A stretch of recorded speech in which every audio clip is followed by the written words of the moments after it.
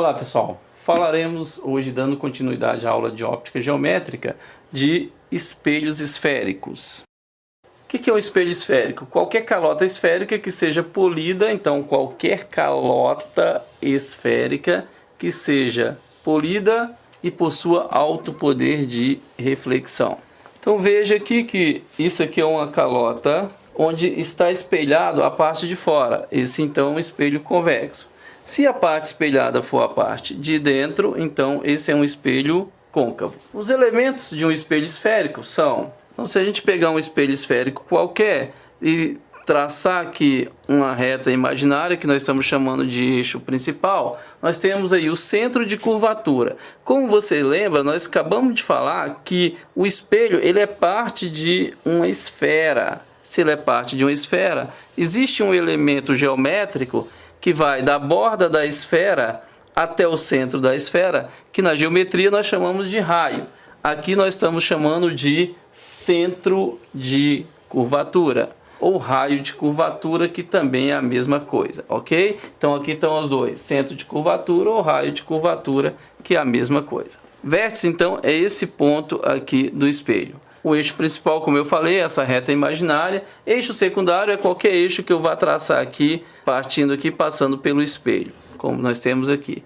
Ângulo de abertura é esse ângulo aqui. E o foco, que é metade do centro de curvatura. Então, por exemplo, aqui eu tenho o centro de curvatura, metade desse centro de curvatura aqui, tá mais ou menos aqui, me daria o foco do espelho.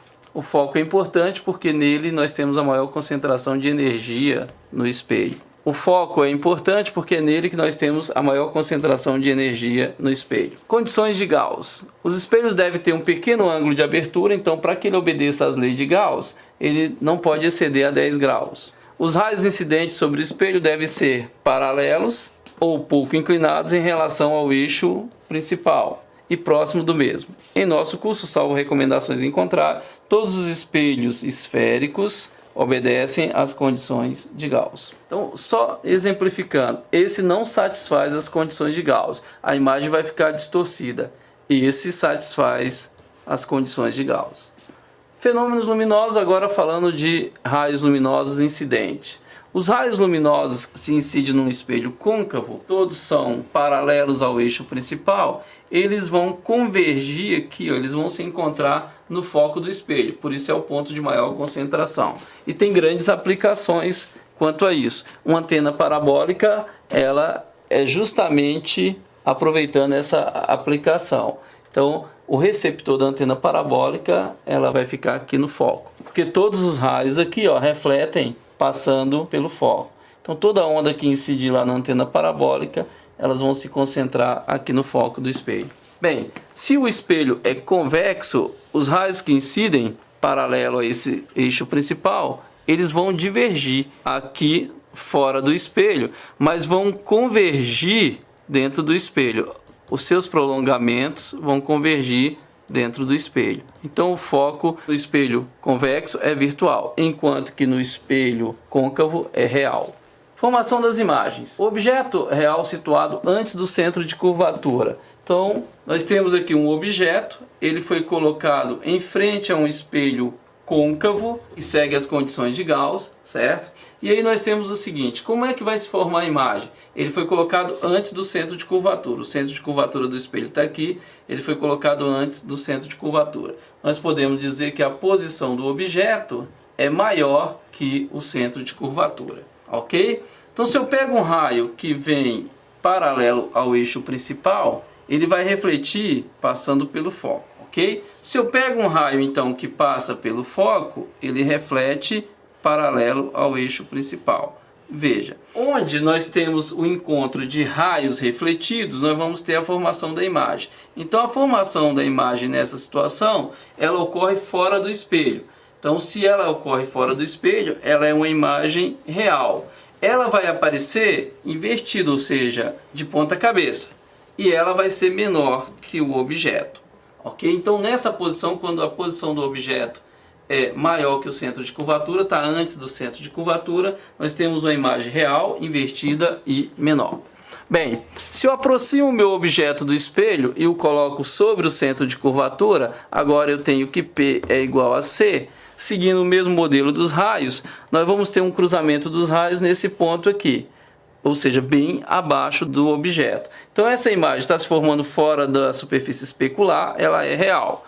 Ela também é invertida como a anterior e agora vai mudar o tamanho dela, ela é igual ao objeto. Bem, vou aproximar mais ainda o meu objeto do meu espelho. Está aqui o meu objeto se aproximando do espelho. A posição do objeto agora, ela vai estar entre o centro de curvatura e o foco do espelho. Seguindo o mesmo critério dos raios, pegando o raio que incide paralelo, que vai refletir passando pelo foco, e pegando o raio que passa pelo foco, que vai refletir paralelo, nós vamos ter então o encontro desses raios aqui e a formação então da imagem nesse ponto. Veja que a imagem continua fora do espelho, então ela é uma imagem real, ela é uma imagem que está ao contrário do objeto, então ela é uma imagem invertida, e só que agora o tamanho dela é maior. Então, se o objeto está entre o centro de curvatura e o foco, nós temos imagem real, invertida e maior. E isso tudo ainda é espelho côncavo. Seguindo ainda no espelho côncavo, eu vou aproximar mais ainda o meu objeto do espelho e vou colocá-lo agora no foco. Então, pegando aqueles raios que nós pegamos anteriormente, o raio que vem paralelo ao eixo principal vai refletir passando pelo foco, e o raio que vem no centro de curvatura, no vértice do espelho, ele reflete com o mesmo ângulo de incidência.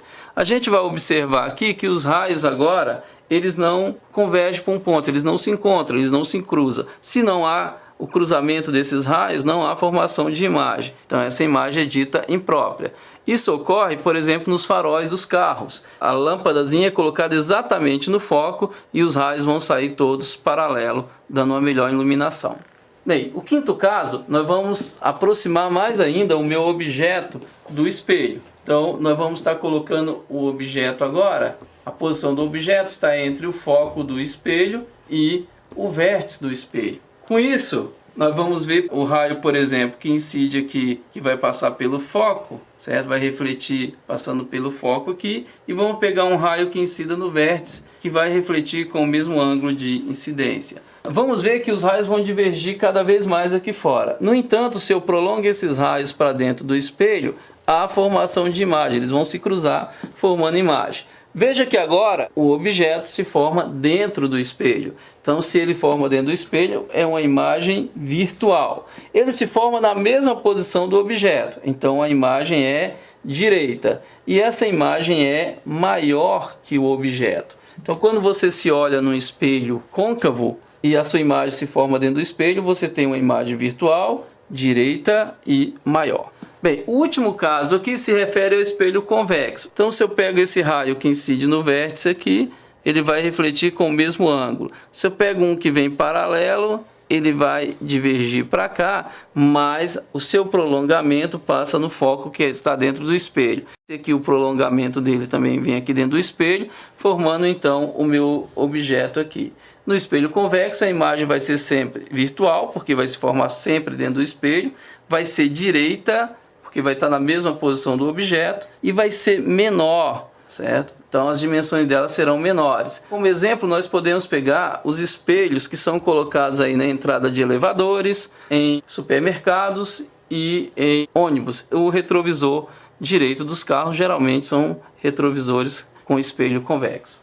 Fenômenos luminosos, equação de Gauss. Como então equacionar a formação de imagem nos espelhos esféricos? A gente utiliza para isso a equação de Carl-Friedrich Gauss, ok? Pela equação de Carl-Friedrich Gauss, 1 sobre o foco é igual ao inverso da posição do objeto mais o inverso da posição da imagem.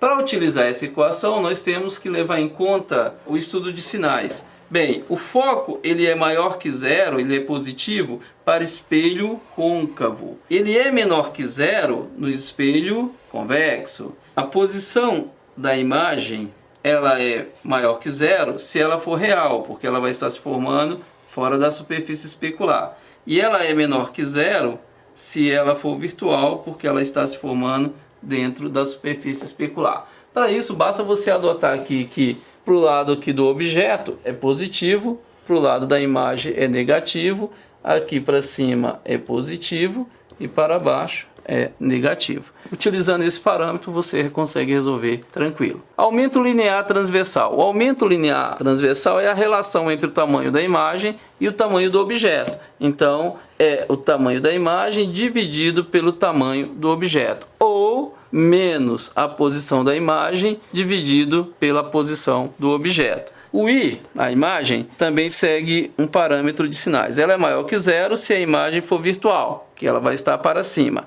E ela é menor que zero se a imagem é real, porque ela vai estar para baixo. Exemplificando, utiliza-se um espelho esférico côncavo de 60 centímetros. O centro de curvatura desse espelho é 60 centímetros. Para projetar sobre a tela a imagem de uma vela ampliada em 5 vezes. Então, ampliação 5 vezes. Qual a distância da vela ao espelho? Nós queremos saber o valor de P. Bem, o valor de P é bem simples. A gente vai utilizar as duas fórmulas para encontrar o valor de P. Como vai ser formado fora do espelho, então P' tem que ser maior que zero, ou seja, P' tem que ser positivo. Vamos então primeiro calcular o foco. O foco nós sabemos que é igual a C dividido por 2.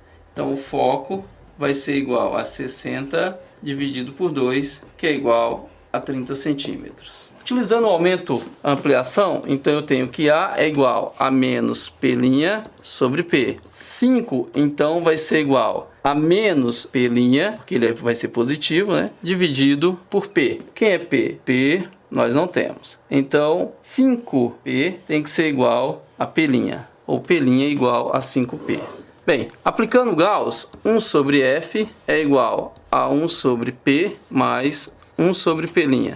1 sobre 30 vai ser igual a 1 sobre F, P mais 1 sobre 5P. 1 sobre 30 é igual, mínimo entre P e 5P é 5P.